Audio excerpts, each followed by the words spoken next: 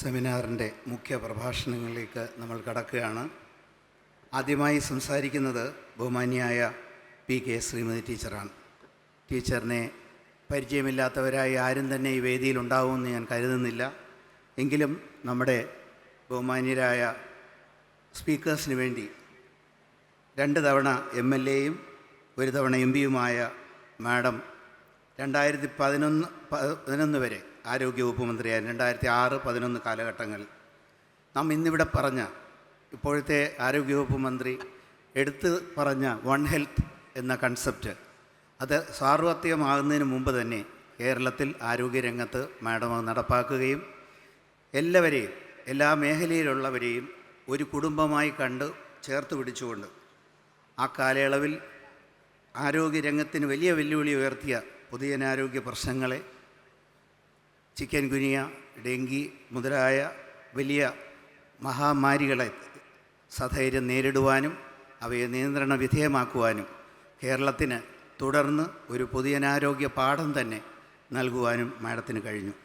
നിങ്ങളെ എല്ലാവരുടെയും അനുവാദത്തോടുകൂടി PK Shrimati teacher മാഡത്തെ സ്വാഗതം ചെയ്യുകയും ഈ വേദിയിൽ അടുത്ത പ്രഭാഷണത്തിനായി ക്ഷണിക്കുകയും ചെയ്യുന്നു.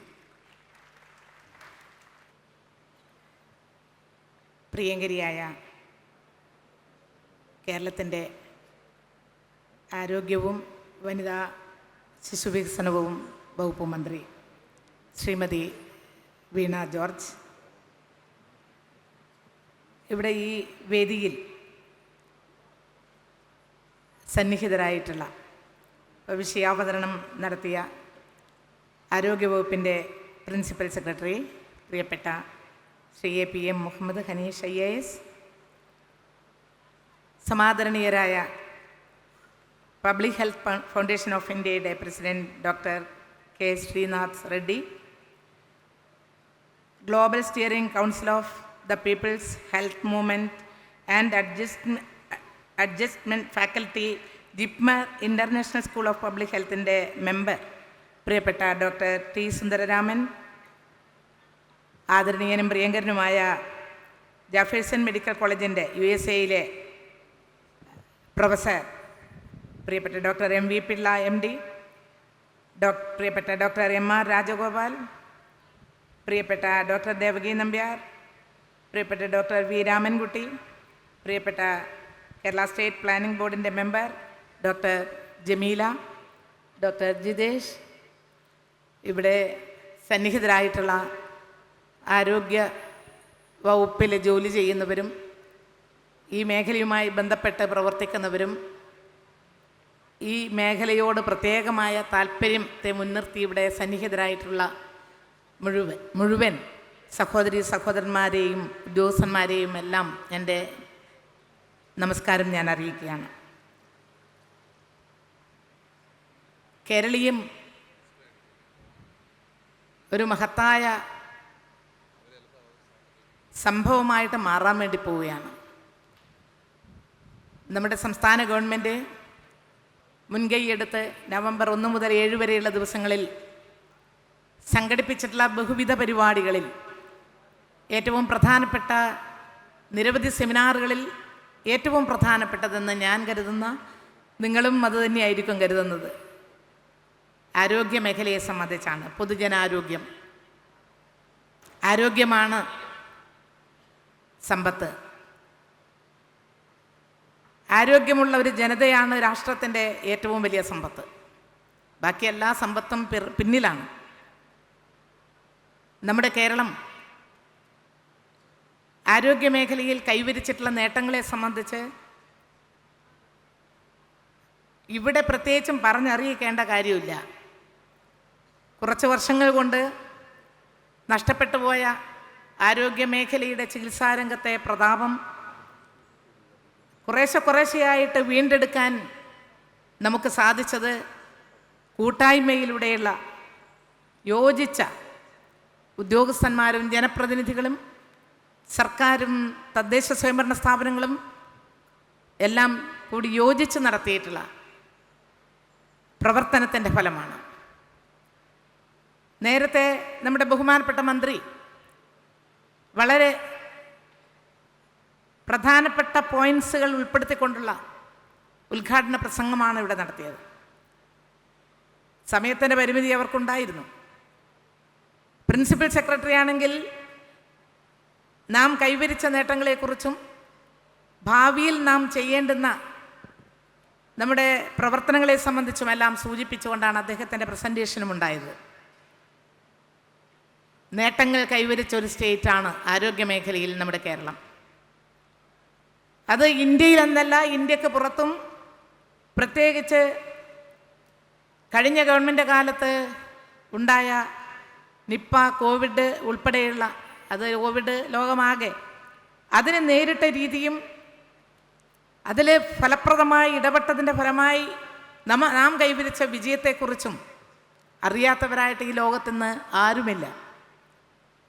ചികിത്സാ രംഗത്ത് വളരെ വലിയ മികവ് ഉണ്ടാക്കിയെടുക്കാൻ കഴിഞ്ഞിട്ടുണ്ട് എന്നുള്ളത് നമുക്കറിയാം. നമ്മുടെ സംസ്ഥാനത്ത് മറ്റ് പല സ്റ്റേറ്റുകളിൽ നിന്ന് വ്യത്യസ്തമായി സർക്കാർ മേഖലയിൽ മാത്രമല്ല പ്രൈവറ്റ് ആശുപത്രികൾ എന്നതും ഒപ്പം സഹകരണ മേഖലയിലും ആശുപത്രികൾ പ്രവർത്തിക്കുന്നുണ്ട്, ചെറുതും വലുതുമായിട്ട്. എണ്ണമറ്റ ആശുപത്രികൾ നമുക്ക് ഉണ്ട്. സർക്കാർ ആശുപത്രികൾ വളരെ ഫലപ്രദമായിട്ടാണ് കഴിഞ്ഞ ഗവൺമെൻറ് കാലത്തായാലും ഇപ്പോഴായാലും ആരോഗ്യ മേഖലയ്ക്ക് ഗവൺമെൻറ് കൊടുക്കുന്ന, പ്രത്യേകിച്ച് നമ്മുടെ ബഹുമാനപ്പെട്ട മുഖ്യമന്ത്രി, അതിൻ്റെ ഭാഗമായിട്ട് നമ്മുടെ ആരോഗ്യമന്ത്രി പ്രിയപ്പെട്ട വീണ ജോർജ് വളരെയധികം ആത്മാർത്ഥതയോടുകൂടി രാപ്പകൽ വിശ്രമമില്ലാതെ ഈ ഡിപ്പാർട്ട്മെൻറ്റിലെ ജീവനക്കാരോടൊപ്പം ചേർന്ന്, അത് മെഡിക്കൽ കോളേജ് ഹോസ്പിറ്റലായാലും മറ്റ് ഹോസ്പിറ്റലുകളായാലും, അത് മോഡേൺ മെഡിസിൻ ആയാലും ആയുർവേദം, ആയുഷ് മെഡിസിനിലെ ആയുർവേദ, ഹോമിയോ, നാച്ചുറോപ്പതി, സിദ്ധ, ഇതെല്ലാമായാലും ഏത് മേഖലയെ സ്വീകരിക്കണം, ഏത് ചികിത്സാവിധി സ്വീകരിക്കണം എന്നുള്ളത് ജനങ്ങളാണ് തീരുമാനിക്കുന്നത്. ഇപ്പോൾ രോഗചികിത്സ, രോഗീ സൗഹൃദം എന്ന ടാർഗറ്റ് നമ്മൾ കുറേശ്ശെ കൈവരിച്ചുകൊണ്ടിരിക്കുകയാണ്. രോഗീ സൗഹൃദമായ ആശുപത്രി സംവിധാനം നമ്മളത് കൈവരിച്ചുകൊണ്ടിരിക്കുകയാണ്. ചികിത്സാ രംഗത്ത് നൂതനമായ അഡ്വാൻസ്ഡ് ആയിട്ടുള്ള മെഷീനുകൾ, ഉപകരണങ്ങൾ നമുക്കിന്നുണ്ട്. ഇല്ലെങ്കിൽ പ്രൈവറ്റ് ആശുപത്രികളിലുണ്ട്, അഥവാ സർക്കാർ ആശുപത്രിയിലില്ലെങ്കിലും പ്രൈവറ്റ് ആശുപത്രിയിലുണ്ട്, ഇല്ലെങ്കിൽ സഹകരണ ആശുപത്രിയിലുണ്ട്. ആയുർവേദ മേഖലയിലും ഹോമിയോ, സിദ്ധ, യുനാനി, ഇത് നാച്ചുറോപ്പതി, ഇതെല്ലാം ഓരോ ജനവിഭാഗം പലതും സ്വീകരിക്കുന്നുണ്ട്. ഞാൻ അതിനെക്കുറിച്ചേ സംസാരിക്കാൻ ഉദ്ദേശിക്കുന്നില്ല. നാം കൈവരിച്ച നേട്ടങ്ങളെക്കുറിച്ച് രണ്ടുപേരും ഇവിടെ പറഞ്ഞു കഴിഞ്ഞ സാഹചര്യത്തിൽ എന്താണ് നാം നേരിടുന്ന വെല്ലുവിളി? നാം 1-ാം സ്ഥാനത്താണ്. ഇന്ത്യയിൽ മാത്രമല്ല, ഇന്ത്യക്ക് പുറത്ത് പല രാജ്യങ്ങളെയും അപേക്ഷിച്ച് ചികിത്സാ രംഗത്ത് നാം കൈവരിച്ചിട്ടുള്ള നേട്ടം 1-ാം സ്ഥാനത്താണ്. നമ്മൾ IMR, MMR നമ്മൾ 1-ാം സ്ഥാനത്താണ്. പക്ഷേ ഇതേപോലെയാണ് നാം ഇന്ന് കേരളീയ സമൂഹം നേരിടുന്ന ഏറ്റവും വലിയ ചാലഞ്ച് എന്ന് പറയുന്നത് 50% വരുന്ന കേരളത്തിലെ ജനങ്ങളുടെ 50% പ്രമേഹ രോഗികളാണ്. അത് ഇന്ത്യയിൽ 1-ാം സ്ഥാനത്താണെന്നുള്ള കാര്യം വിസ്മരിച്ചുകൊണ്ട് ഇനി നമുക്ക് മുന്നോട്ട് പോകാൻ കഴിയില്ല. ഡയാലിസിസ് സെൻറ്ററിന് വേണ്ടി മുറവിളിയാണ്. പക്ഷേ ഡയാലിസിസ് ചെയ്യുന്നിടത്തേക്ക് നമ്മുടെ സഹോദരങ്ങളെ എത്തിക്കരുത്. എന്തുകൊണ്ട് പ്രമേഹം കുട്ടികളിലും പണ്ടൊന്നും കണ്ടിട്ടില്ലാത്ത വിധത്തിൽ എല്ലാ ടൈപ്പ് പ്രമേഹങ്ങളും കുട്ടികളിലും വരുന്നു? അവരും ഡയാലിസിസ് ചെയ്യേണ്ടി വരുന്ന അവസ്ഥയിലേക്ക് വന്നാൽ കേരളത്തിൻ്റെ സ്ഥിതി, ഇന്ത്യയിൽ കേരളമാണ് പ്രമേഹത്തിൽ 1-ാം സ്ഥാനം. അത് നമുക്ക് നിരാശയുണ്ടാക്കുന്നതാണ്. നമ്മളിനി ഫോക്കസ് ചെയ്യേണ്ടുന്ന ഒരു മേഖല ജീവിതശൈലി സംബന്ധമായ, അത് ഹൈപ്പർ ടെൻഷൻ ആയാലും BP ആയാലും ഇതുപോലുള്ള രോഗങ്ങൾ, അത് മാരകമായ മറ്റ് രോഗങ്ങൾ ഉൾപ്പെടെ നാം ഫോക്കസ് ചെയ്യേണ്ടുന്ന ഒരു പ്രധാനപ്പെട്ട മേഖല രോഗപ്രതിരോധ പ്രവർത്തനം എന്നുള്ള നിലക്കാണ്. ചികിത്സ വളരെ മുഖ്യമാണ്, നമ്മളത് കൈവരിച്ചു കൊണ്ടിരിക്കുകയാണ്, അതിൻ്റെ ടാർഗറ്റ്. പക്ഷേ രോഗപ്രതിരോധ പ്രവർത്തനം നമ്മൾ ഏത് മേഖലയിലേക്ക് കിടക്കണം? 1, ഡയബറ്റിക്സിനെ നമുക്ക് ഒരു യുദ്ധപ്രഖ്യാപനം തന്നെ നടത്തണം.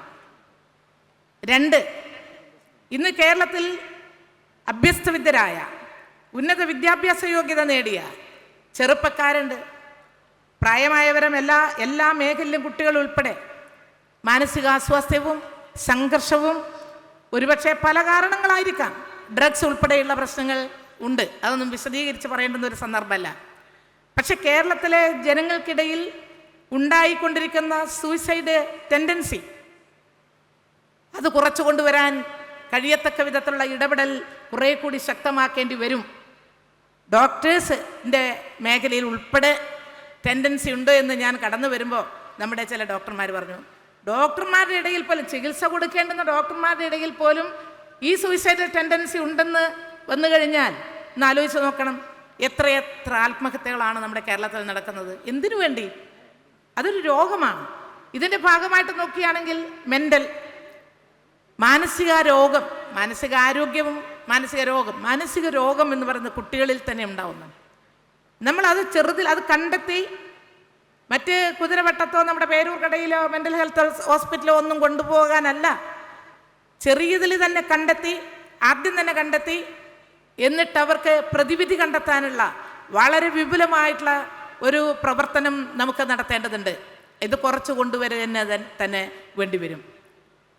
നമ്മുടെ പ്രിൻസിപ്പൽ സെക്രട്ടറിയും മിനിസ്റ്ററും രണ്ടുപേരും പറഞ്ഞു, കേരളം ഇന്ന് നേരിടുന്ന ഏറ്റവും വലിയ ചാലഞ്ച് പറയുന്ന മറ്റൊന്ന് വയോജനങ്ങളും ബെഡ്രിഡനായിട്ടുള്ള ആളുകളുമാണ്.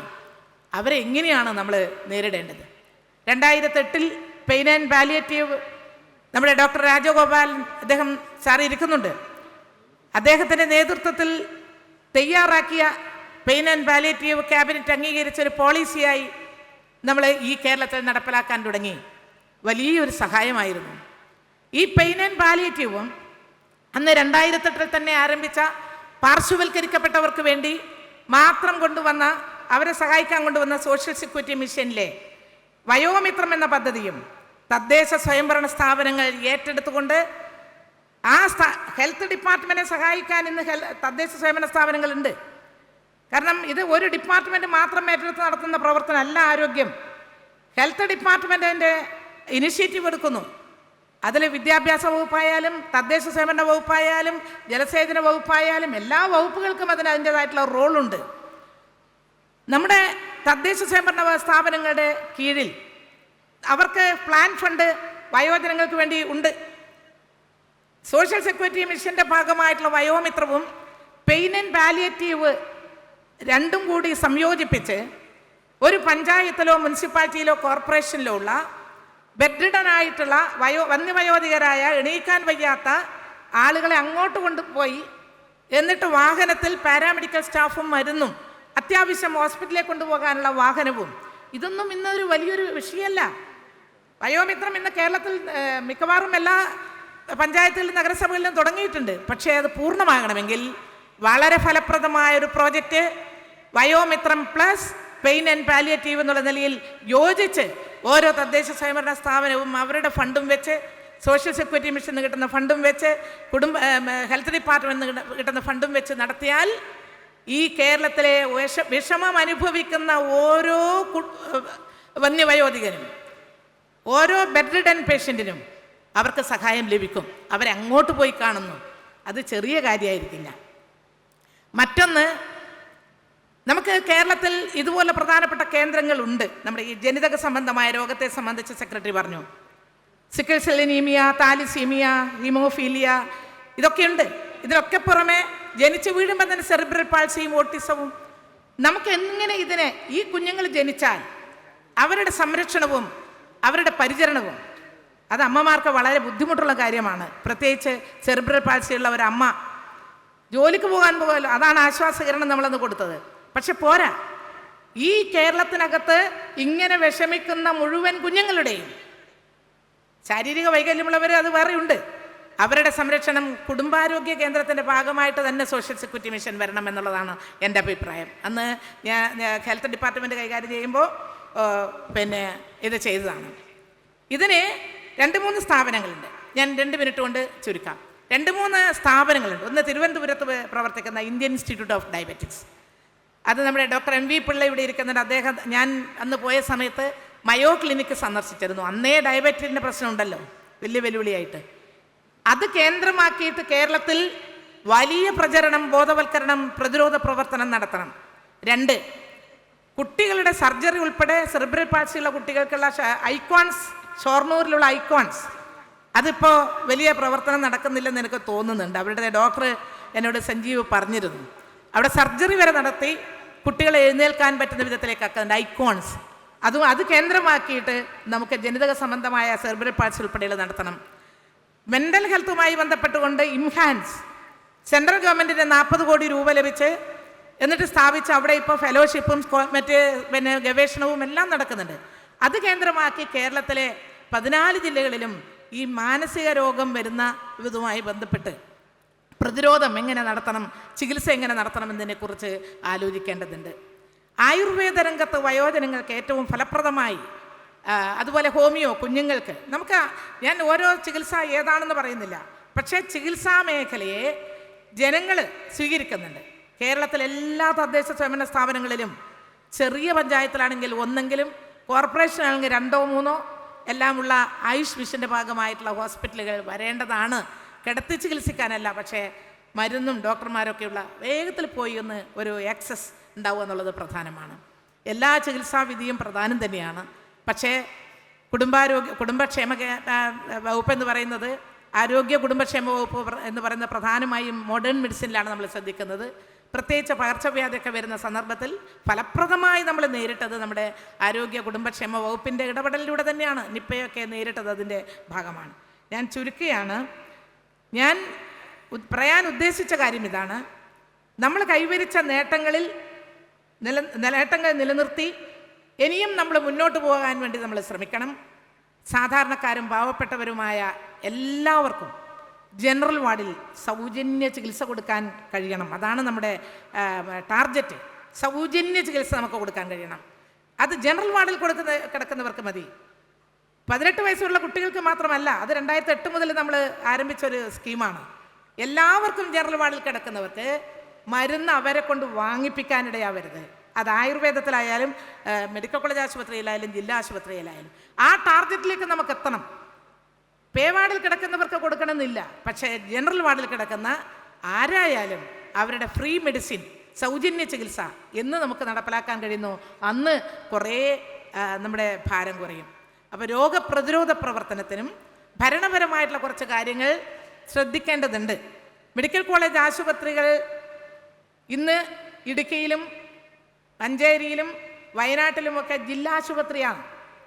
അത് DMEയുടെ കീഴിൽ, തോമസ് മാത്യുവിൻ്റെ കീഴിലാണോ അതോ നമ്മുടെ DHS ഇവിടെ ഇരിക്കുന്നുണ്ട്, അവരുടെ ഡിപ്പാർട്ട്മെൻറ്റിലാണോ? ഒരു നിശ്ചയമില്ല, അവർക്ക് നിശ്ചയമില്ല. അവരെന്നോട് പലപ്പോഴും ചോദിക്കുന്നുണ്ട്, മേഡം ഉള്ള സമയത്ത് സ്പെഷ്യാലിറ്റി കേഡറും അഡ്മിനിസ്ട്രേറ്റീവ് കേഡറും ആക്കിയിരുന്നു, ഡ്യുവൽ കൺട്രോൾ അവസാനിപ്പിച്ചിരുന്നു. മെഡിക്കൽ കോളേജിലാണെങ്കിൽ എല്ലാവരും മെഡിക്കൽ കോളേജിൻ്റെ കീഴിൽ, DMEയുടെ കീഴിൽ, DHS ആണെങ്കിൽ DHSൻ്റെ കീഴിൽ. പക്ഷേ ഇപ്പോഴതല്ല. അപ്പോൾ ഡോക്ടർ ഹനീഷ് IAS നമ്മുടെ പ്രിൻസിപ്പൽ സെക്രട്ടറിയോട് എനിക്ക് പറയാനുള്ളത്, മെഡിക്കൽ കോളേജ് ആശുപത്രിയോടൊപ്പം ജില്ലാ ആശുപത്രിയാണ് ഉള്ളതെങ്കിൽ അവരുടെ ജീവനക്കാരെ അങ്ങോട്ട് ഓപ്റ്റ് ചെയ്ത് എടുക്കണം. ഇത് ഒന്നും തിരിയാതെ രണ്ടും അപ്പുറത്തും ഇപ്പുറത്തുമായിട്ട് നിൽക്കുന്നത് ഒരു ശരിയല്ല. അപ്പോൾ മെഡിക്കൽ കോളേജ് ആശുപത്രിയോടനുബന്ധിച്ചുള്ള ജില്ലാ ആശുപത്രിയിലെ ജീവനക്കാരെ DMEയുടെ കീഴിലേക്കാക്കണം. ഈ ഡ്യുവൽ കൺട്രോൾ ഒരിക്കൽ അവസാനിപ്പിച്ചത് വീണ്ടും വന്നിരിക്കുന്നു. നമ്മളത് അവസാനിപ്പിക്കണം. ഒരുപാട് പോയിന്റ്സ് ഭരണപരമായിട്ടുള്ള കാര്യങ്ങളെ സംബന്ധിച്ചുണ്ട്. സ്പെഷ്യാലിറ്റി കേഡർ 7 കൊല്ലമായിട്ട് ഒറ്റ കാര്യവും കൂടി ഞാൻ പറഞ്ഞിട്ട് ഞാൻ അവസാനിപ്പിക്കുകയാണ്. എൻ്റെ അയൽപക്കത്തുള്ള ഡോക്ടർ രോഹിത് നെഫ്രോളജിസ്റ്റ്, ഹെൽത്ത് സർവീസിൽ ജോലി കിട്ടിയിട്ട് കണ്ണൂർ ജില്ലാ ആശുപത്രിയിൽ ജോലി ചെയ്യുന്നത് അസിസ്റ്റൻറ്റ് സർജനായിട്ടാണ്. അതുകൊണ്ട് PSC ചെയർമാനുമായി ബന്ധപ്പെട്ട ഒരു കൺസൾട്ടേഷൻ നടത്തിയിട്ട് ഈ അസിസ്റ്റൻറ്റ് സർജൻ, സിവിൽ സർജൻ എന്ന 2 ഉണ്ടായിട്ടുള്ളൂ 2008 മുമ്പ്. ഇപ്പോൾ ജൂനിയർ കൺസൾട്ടൻറ്റ്, സീനിയർ കൺസൾട്ടൻ്റ് ഉണ്ട്, 2 ഡിപ്പാർട്ട്മെൻറ്റ്, 2 ഇതിലും. ഈ കുട്ടി ഇപ്പോഴും അസിസ്റ്റൻറ്റ് സർജനാണ്. ഇതുവരെയും പ്രമോഷൻ ആയിട്ടില്ല. അതും കൂടി, ഇത് ഒരാളുടെ കേസേ പറഞ്ഞിട്ടുള്ളൂ, ഇതുപോലത്തെ കേസുകളുണ്ട്. അതുകൊണ്ട് ഞാൻ അവസാനിപ്പിക്കുകയാണ്. കേരളം കൈവരിച്ച നേട്ടം അതുല്യമാണ്. നമ്മുടെ ബഹുമാനപ്പെട്ട മുഖ്യമന്ത്രി ശ്രീ പിണറായിയുടെ നേതൃത്വത്തിൽ ഈ കേരളത്തിൻ്റെ ആരോഗ്യ മേഖല ജനകീയ ആരോഗ്യമായിട്ട് ആർദ്ര മിഷനിലൂടെ എത്ര ഫലപ്രദമായിട്ടാണ് ഇടപെട്ടുള്ളത് എന്നുള്ളത് ഒരു മാതൃകയാണ്. ഈ മാതൃക ഇന്ത്യയിലെ മറ്റ് സ്റ്റേറ്റുകൾക്ക് സ്വീകരിക്കാവുന്നതാണ്. തീർച്ചയായിട്ടും കുറച്ച് കൊല്ലം കൂടി കഴിയുമ്പോഴത്തേക്കും ആരോഗ്യ മേഖലയിൽ ലോകം ശ്രദ്ധിക്കുന്ന ഒരു സ്റ്റേറ്റായിട്ട് നമ്മൾ മാറും.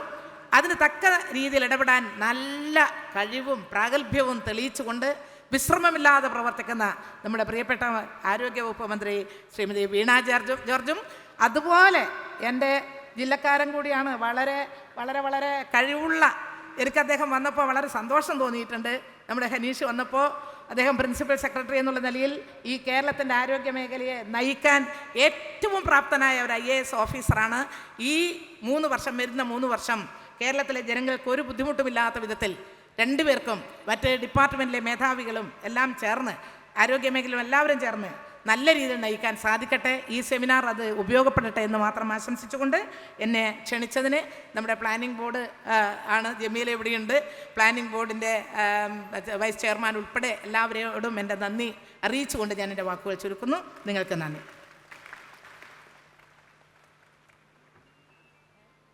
നന്ദി മാഡം. കേരളത്തിൻ്റെ ആരോഗ്യ മേഖലയുടെ സ്പന്ദനങ്ങൾ അനുദിനം അറിയുന്ന മാഡം അനേക കാര്യങ്ങൾ ഇവിടെ നമ്മുടെ മുമ്പിൽ വരച്ചിട്ടു. അത് തുടർ ദിവസങ്ങളിൽ അതിനുള്ള തുടർ നടപടികളുമായിട്ട് മുന്നോട്ട് പോകുമെന്ന് നമുക്ക് ആശിക്കാം.